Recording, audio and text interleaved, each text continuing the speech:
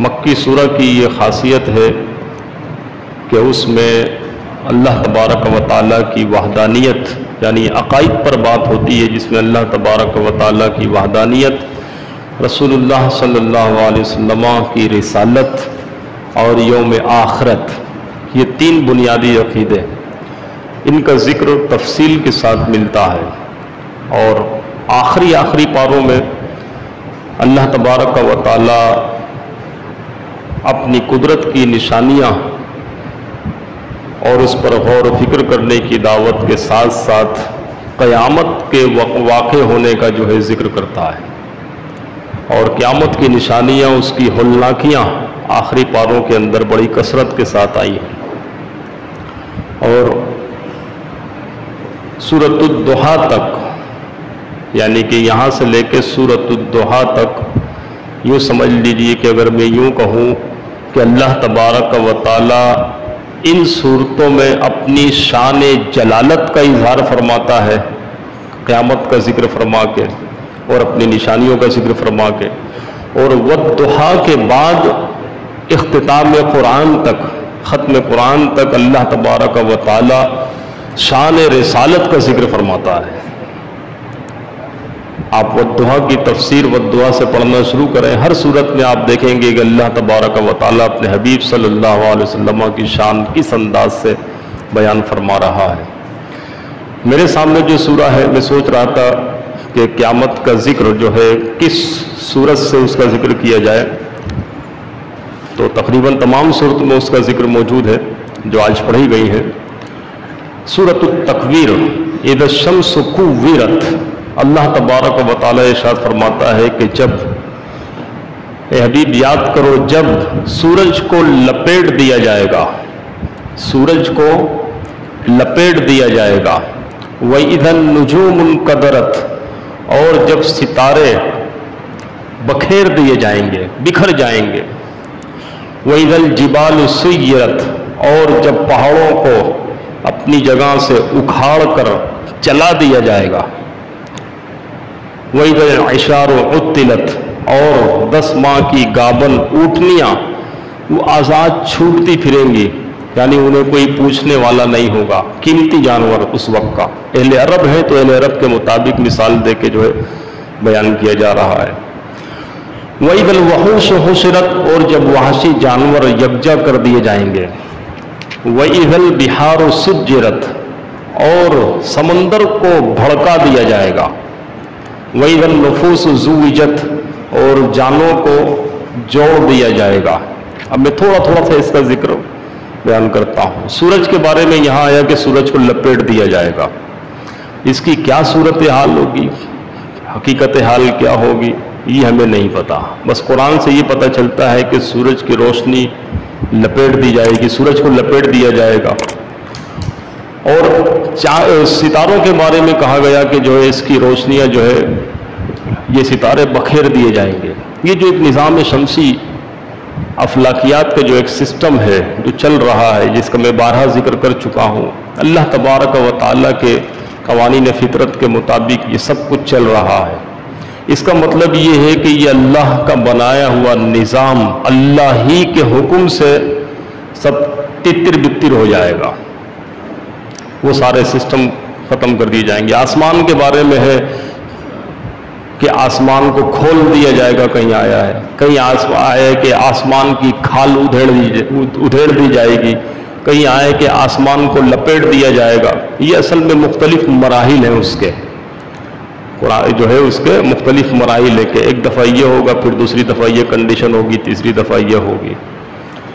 اسی طریقے سے جو ہے یہ ستاروں کا جو ذکر آیا ہے، ستارے اپنے خاص مدار میں جو حرکت کرتے ہیں، اپنے روٹس پر چل رہے ہوتے ہیں، وہ اپنے روٹ سے ہٹ جائیں گے، ایک دوسرے سے ٹکرائیں گے اور جو ہے پاش ہو جائیں گے۔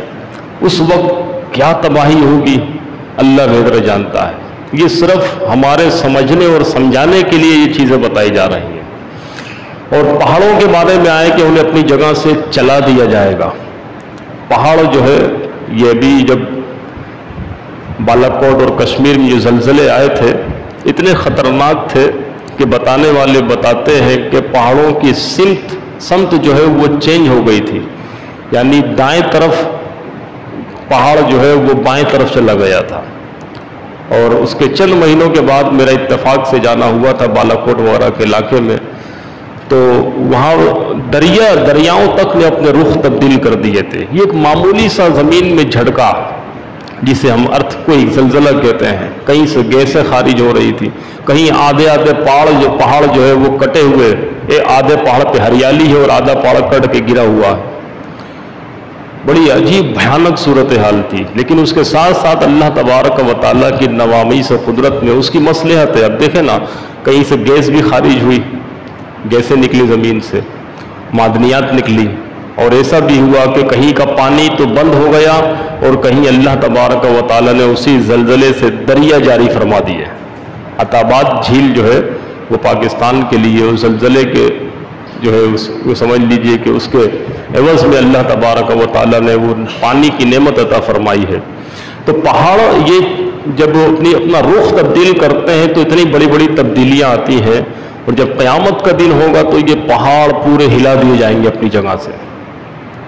کالعہن المنفوش ایک صورت میں ہے، آگے جو امام صاحب نے پڑھی ہے کہ جو ہے اس میں سورج پہاڑ ایسے ہو جائیں گے جیسے دھنکی ہوئی روئی اڑ رہی ہوتی ہے۔ کبھی آپ نے دیکھا ہے کہ روئی سے جو چیزیں بنائی جاتی ہیں، روئی کے کارخانوں میں آپ جائیں یا کسی روئی کے گدے وغیرہ بنتے ہیں اس کی دکان پہ آپ جائیں، وہ اس کو دھنکی دیتا ہے، ڈنڈی سے مارتا ہے، پیٹتا، باریک باریک ریشے روئی کے ذروں کی صورت میں اڑ رہے ہوتے ہیں۔ اللہ تبارک و تعالیٰ فرماتا ہے یہ پہاڑ ایسے ریزہ ریزہ کر دیے جائیں گے کہ جیسے دھنکی ہوئی روئی، اور یہ معلق ہوں گے، اڑ رہے ہوں گے۔ یہاں پر فرمایا چلائے جائیں گے۔ اب پہلی کنڈیشن یہ ہوگی اپنی جگہ سے موو ہو جائیں گے، پھر یہ ٹکرائیں گے، ریزہ ریزہ ہو جائیں گے۔ آپ مٹی کے چند ڈھیلے لیں ایک پلیٹ کے ایک تشت کے اندر، اس میں کنکریاں بھی ہیں، باریک باریک ریشے بھی ہیں، اس کے بعد اس کو ہلا دیں پورا، آپ دیکھیں کہ وہ مٹی پوری کی پوری ہموار ہو جائے گی، اور وہ اس ڈھیلے زمین میں جو ہے اس میں مٹی سے اپنی جگہ سے موو کریں گے۔ یہی کنڈیشن جو اسی طرح کی ملتی جلتی کنڈیشن یہ زمین کی ہوگی۔ اب اس وقت کیا ہولناکیاں ہوں گی، حقیقت حال اللہ تبارک و تعالیٰ ہی بہتر جانتا ہے، لیکن ہوگا خطرناک معاملہ۔ اور اس وقت اللہ فرماتا ہے کہ ہر آدمی اپنا ہوش کھو بیٹھے گا، جیسا کہ پچھلی صورت میں ہی میں نے ذکر کیا تھا کہ جو ہے حمل ضائع ہو جائیں گے، گابن اونٹنیاں آزاد پھر رہی ہوں گی۔ اس کا مطلب یہ ہوگا کہ ایسی نفسا نفسی ہوگی کہ کسی کی نظر دوسرے کے مال پہ نہیں جائے گی، وہ اپنے آپ میں ہی جو ہے پریشان ہوگا، ایسی نفسا نفسی ہوگی۔ یہاں تک کہ وحید الوحوش و حشرت، نہ صرف انسان بلکہ جنگلی جانور بھی جنگلوں سے نکل کر وہ آبادیوں میں آ جائیں گے، اور شیر اور ہرن ایک ساتھ ہوں گے، وہ ایک دوسرے کو نقصان پہنچانے کی نہیں سوچیں گے۔ وحشی جانور جو کمزور جانوروں پر حملہ کرتے ہیں، کھا جاتے ہیں، وہ وہاں پہ فرق ختم ہو جائے گا اس دن، یعنی جانوروں میں کے اندر بھی نفسا نفسی ہوگی۔ اور سمندر کو بھڑکا دیا جائے گا۔ یہ پانی سائنس پڑھنے والے، کیمسٹری پڑھنے والے جانتے ہیں پانی کا فارمولا کیا ہے، H2O، دو ہائیڈروجن اور ایک آکسیجن، یعنی کہ جتنی آکسیجن ہو اس کی ڈبل ہائیڈروجن جب ملتی ہے آپس میں تو وہ پانی بن جاتی ہے۔ یہ فارمولا ہے نا H2O۔ جس آیت پڑھ کر حیرت ہوتی ہے کہ سمندر جو ہے، سمندر پانی جو آگ کو بجھاتا ہے، یہ آگ میں کنورٹ کیسے ہو جائے گا؟ یہ پورا کا پورا سمندر بھڑک جائے گا، آگ میں کنورٹ کیسے ہوگا؟ حالانکہ اس میں حیرت ہونی چاہیے کہ یہ سمندر پانی کیوں ہے سائنس کے لحاظ سے؟ اس لیے کہ آکسیجن کی خاصیت کیا ہے؟ جلنا، اور ہائیڈروجن کی کیا ہے؟ جلانا۔ ایک گیس جلاتی ہے، ایک گیس جلتی ہے۔ جلنے جلانے والی گیسیں خاص مقدار میں جب یہ مل جاتی ہیں تو پانی بن جاتی ہیں۔ یعنی اس پہ حیرت نہیں ہے کہ یہ آگ ہو، آگ تو ہونا چاہیے ان کو، اس لیے کہ جلنا اور جلانا ان کا کام ہے۔ اس سے زیادہ حیرت یہ ہے کہ اللہ تبارک و تعالیٰ نے انسان کے لیے اس فارمولے کو ایسا بنا دیا ہے کہ اس کو پانی میں کنورٹ کر دیا اور اس سے انسان فائدہ اٹھا رہا ہے، لیکن کل بروز قیامت یہ اپنی اصلی حالت میں آ جائیں گے، پھر یہ ہولناکیاں ہوں گی۔ سمندر جب بھڑک رہا ہوگا تو اس کی لہریں کیسی ہوں گی، کتنی خطرناک ہوگی۔ ایک چھوٹی سی آئل کمپنی کے اندر آگ لگ جائے، آئل ریفائنری میں آگ لگ جائے تو مہینوں لگ جاتا ہے اسے بجھاتے ہوئے، وہ آگ اتنی زیادہ تیز بھڑک رہی ہوتی ہے۔ جب سمندر پورا بھڑک رہا ہوگا اس وقت اس روئے زمین کی کیفیت اور حالت کیا ہوگی۔ وَإِذَا النُّفُوسُ زُوِّجَتْ، اور جب جانیں جسموں سے جوڑ دی جائیں گی۔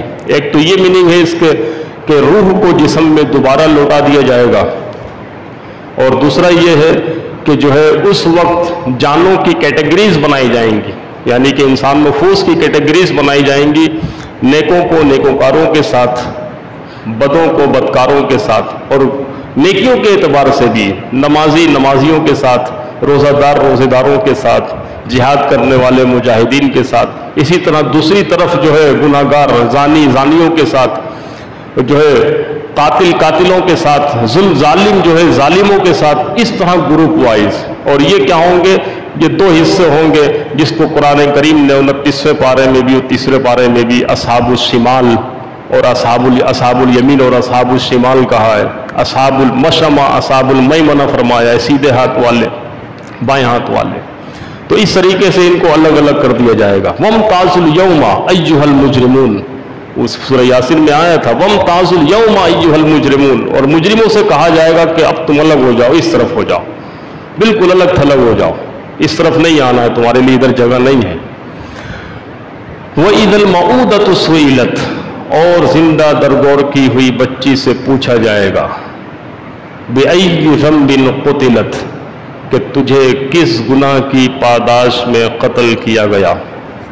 حساب و کتاب شروع ہوگا۔ حساب و کتاب میں ایک اہم چیز یہ ہوگی کہ اس زندہ درگور کی ہی بچی سے پوچھا جائے گا، حالانکہ جس کا حساب ہوتا ہے اس سے پوچھا جانا چاہیے، قاتل سے پوچھنا چاہیے نا کہ تو نے اس بچی کو کیوں قتل کیا، لیکن یہ گناہ اتنا بڑا گناہ ہے کہ وہ جان جو اس دنیا میں ابھی آئی تھی اس کو اتنا حقیر جانا اللہ کی اس رحمت کو کہ اپنے ہاتھوں سے ماں نے یا باپ نے یا قبیلے کی کسی سردار نے گڑھے میں کھود کے ڈال دیا، اس کو زندہ درگور کر دیا۔ اللہ تبارک و تعالیٰ کے یہاں اس قاتل کی اتنی بھی حیثیت نہیں ہوگی کہ اللہ رب العالمین اس سے پوچھے، یعنی کہ وہ اللہ کی نظر میں اتنا گرا ہوا بندہ ہوگا کہ اس سے نہیں پوچھے گا، بلکہ جو ہے اس بچی سے پوچھا جائے گا کہ بچی بتا تجھے کس گناہ کی پاداش میں قتل کیا گیا۔ پہلے عرب کیا چونکہ یہ رواج تھا، بعض قبیلوں کے اندر ایسی بڑی خطرناک صورتحال تھی، اور جو اچھے لوگ تھے نا، اچھے لوگ، کتابوں میں لکھا ہے کہ وہ جو ہے باقاعدہ جب وہ سنتے تھے کہ فلاں بچی وہاں پیدا ہوئی ہے، اس قبیلے میں یہ رسم رائج ہے، تو وہ چلے جاتے تھے وہاں، 10 اونٹ دے کر ان بچیوں کو لے آتے تھے کہ نہیں انہیں مارو نہیں۔ فرزدق شاعر ہے، اس کا دادا، اہل عرب میں شاعر بڑا گزرا ہے، اس کی شاعری پڑھائی جاتی ہے، اس کا دادا جو ہے اپنے ٹائم میں وہ کئی سو بچیوں کو جو ہے اس نے بچیوں کی جانیں بچائی تھی۔ اسی طریقے سے ایک صحابی رسول تھے جو ایمان لا چکے تھے، آقا تو جہاں صلی اللہ علیہ وسلم کی بارگاہ میں حاضر ہوئے کہ یا رسول اللہ، میں نے زمانہ جاہلیت میں، اس وقت تو آپ نے اسلام نبوت کا اعلان نہیں فرمایا تھا، میں نے زمانہ جاہلیت میں 300 سے زیادہ تقریباً 360 بچیوں کو میں نے زندہ بچایا تھا، اور اس کے عوض میں نے مال بھی خرچ کیے تھے، تو کیا مجھے اس کا اجر ملے گا؟ تو آقا تو جہاں صلی اللہ علیہ وسلم نے ارشاد فرمایا تھا کہ جو ہے تمہیں تو اس کا اجر دنیا میں ہی ایک حصہ مل چکا ہے کہ اللہ نے تمہیں ایمان کی دولت سے سرفراز فرما دیا ہے، اور آخرت میں اس کا اجر تو بے شمار ہوگا۔ حضرت دہیہ کلبی ایک بڑے مشہور صحابی رسول ہیں، انتہائی خوبصورت حسین و جمیل تھے، بہت خوبصورت تھے۔ ان کے قبیلے میں یہ رسم چلتی تھی، اور یہ اس قبیلے کے سردار تھے، رسپانسیبل تھے۔ زندہ درگور کی بچی پیدا ہوتی تھی تو جو ہے ان کی ہینڈ اوور کی جاتی تھی، اور یہ جاتے تھے زندہ دفن کرتے تھے۔ حضور کی بارگاہ میں جب حاضر ہوئے نا فرسٹ ٹائم، تو بہت رو رہے تھے، اتنا روئے، حضور پوچھتے کہ دہیہ کیا ہوا، کیا معاملہ ہے؟ جب بولنے جاتے تو پھر ہچکیاں بن جاتی تھیں، مسلسل روئے چلے جا رہے تھے۔ حضور نے رونے دیا، جب اچھی طرح رو لیے، دل کا وہ غبار کچھ حد تک آنسوؤں کی شکل میں آنکھوں سے بہہ گیا، پھر زبان گویا ہوئی کہ اللہ کے حبیب اللہ نے آپ کو اپنا رسول بنا کے بھیجا ہے، مجھے بتائیے کہ کیا میرے لیے بخشش کا کوئی سامان ہے، میرے لیے کوئی راستہ ہے؟ اے دہیا معاملہ کیا ہے؟ فرمایا کہ میں نے اپنے قبیلے کی کئی سو بچیوں کو اپنے ہاتھوں سے قبر میں اتارا ہے، مٹی میں ڈالا ہے، کیا میرے لیے کوئی بخشش کا سامان ہے؟ آقا دو جہاں صلی اللہ علیہ وسلم نے فرمایا، اچھا وہ کہہ رہے تو مسلسل رو رہے تھے، اس وقت وہ اسلام نہیں لائے تھے۔ حضور علیہ الصلوۃ والسلام نے فرمایا کہ اے دہیا، اسلام کا دامن بڑا وسیع ہے، اللہ کی رحمتوں کی کوئی انتہا نہیں ہے، تم پلٹ آئے ہو اس راستے پہ، دار اسلام میں داخل ہو جاؤ، اللہ تبارک و تعالیٰ تمہارے لیے بخشش کا سامان پیدا فرما دے گا۔ اور پھر اللہ نے ان کو صحابیت کا وہ مقام عطا فرمایا کہ جبریل امین جب بشری لبادے میں اس روئے زمین پر اترتے تھے تو حضرت دہیا کلبی کی شکل میں مبارک میں اترتے تھے، وہ مقام عطا فرمایا صحابیت کا۔ تو اللہ تبارک و تعالیٰ نے اس صورت کے اندر جو ہے قیامت کی سختیوں کا ذکر فرمایا ہے۔ اس کو مزید آپ خاص طور پہ معتکفین حضرات چند آیتیں ہیں، اس کی مزید تفسیر آپ پڑھیے گا، مزہ آئے گا۔ اور جو چھوٹی چھوٹی صورتیں آ رہی ہیں نا، اب میری گزارش ہے کہ اس کا ترجمہ اور تفسیر پڑھیں نمازوں میں جو آپ پڑھتے ہیں، خاص طور پہ صورتیں، تاکہ آپ اچھے طریقے سے سمجھ کے پڑھ سکیں نماز کے اندر، نماز کا لطف دوبالا ہوگا انشاءاللہ۔ آپ دیکھیں گے کہ نماز میں خشوع اور خضوع پیدا ہو جائے گا۔ بس آخری بات عرض کرتا ہوں 2 منٹ کے اندر، قیامت کی جب سختی ہوگی نا تو وہ تو بہت خطرناک ہوگی۔ یوم یفر المرء من اخیہ و امہ و ابیہ و صاحبتہ و بنیہ، سب ایک دوسرے سے بھاگ رہے ہوں گے، ماں بچوں سے چہرہ چھپا رہی ہوگی، بچے ماں باپ سے بھاگ رہے ہوں گے، بھائی بھائی سے بھاگ رہا ہوگا، کوئی کسی کا نہیں ہوگا اس وقت وہ خوش نصیب افراد ہوں گے جو اللہ کی رحمت کے سائے تلے ہوں گے۔ کچھ لوگوں کا ذکر فرمایا، 7 لوگوں کا آقا تو جہاں صلی اللہ علیہ وسلم نے، بس تیزی کے ساتھ بتاتا ہوں۔ اس میں سے ایک وہ نوجوان ہوگا جس کی عبادت جوانی میں گزر رہی ہوگی یا جوانی میں گزری ہوئی ہوگی۔ تو جوانوں، اپنی اس جوانی کو جو ہے ضائع نہ کرو، یہ غنیمت جان کے اللہ تبارک و تعالیٰ اور اس کے رسول کی اطاعت میں گزارو۔ زندگی، پوری زندگی کی اصل یہی عمر کا حصہ ہے جس جوانی کی عبادت اللہ تبارک و تعالیٰ کو سب سے زیادہ پسند ہے۔ دوسرا، وہ جو خوف خدا سے رویا، اس کی آنکھوں سے آنسو جاری ہو گئے اور اللہ کی خشیت میں وہ اللہ کی یاد میں رو رہا ہے، اللہ تبارک و تعالیٰ کی بارگاہ میں توبہ کر رہا ہے، کل بروز قیامت وہ عرش الہی کے سائے تلے ہوگا، اللہ تبارک و تعالیٰ کی رحمت کا سایہ اس کو ملے گا۔ اور تیسرا، وہ شخص آقا دو جہاں صلی اللہ علیہ وسلم نے ارشاد فرمایا کہ عین گناہ کے موقع پر گناہ وہ کرنے پر قادر ہے، کوئی رکاوٹ نہیں ہے، لیکن وہ اللہ کے خوف سے اس گناہ سے باز آ گیا تو وہ کل بروز قیامت اللہ کی رحمت کے سائے تلے ہوگا۔ حاکم وقت، مسلمان حاکم وقت، بیوی سے جھگڑا ہو گیا، ملکہ سے، بس غصے میں کہہ دیا اس نے کہ جو ہے کہ اگر میں جنتی نہیں ہوں تو تجھے 3 طلاق، یہ الفاظ اس کے منہ سے نکل گئے۔ بیوی سے بڑی محبت کرتا تھا، وقت کا حاکم، مسلمان خلیفہ کی بات کر رہا ہوں، بس زبان سے نکل گیا۔ پوری رات ایک دوسرے سے الگ رہے، پچھتائے، روئے، صبح کا انتظار کر رہے ہیں۔ صبح جیسے ہی ہوئی دربار لگا، حکماء اور علماء کو بلایا کہ مسئلے کا حل نکالو، کیا میری بیوی کو طلاق تو نہیں ہو گئی؟ غصے میں میرے منہ سے یہ الفاظ جاری ہو گئے۔ اب علماء آئے، مفتیان کرام آئے، فتویٰ کیسے صادر کرے؟ پتہ نہیں کہ بادشاہ جنتی ہے جہنمی ہے، ابھی تو آنے والا وقت فیصلہ کرے گا۔ اب بے چینی بڑھ رہی ہے، ملکہ کی بھی، بادشاہ کی بھی، کہ اس مسئلے کا حل کیا ہوگا، کیا ہم ایک ساتھ رہ سکتے کہ نہیں رہ سکتے، طلاق ہو گئی کہ نہیں ہوئی۔ پھر علماء نے مشورہ دیا کہ اس وقت ایک نوجوان عالم دین جس کا نام اور اس کے علم کا بڑا شہرہ ہے، ذرا اس کو بھی بلا لیتے ہیں، اس سے مشورہ کر لیتے ہیں۔ وہ نوجوان بلایا گیا۔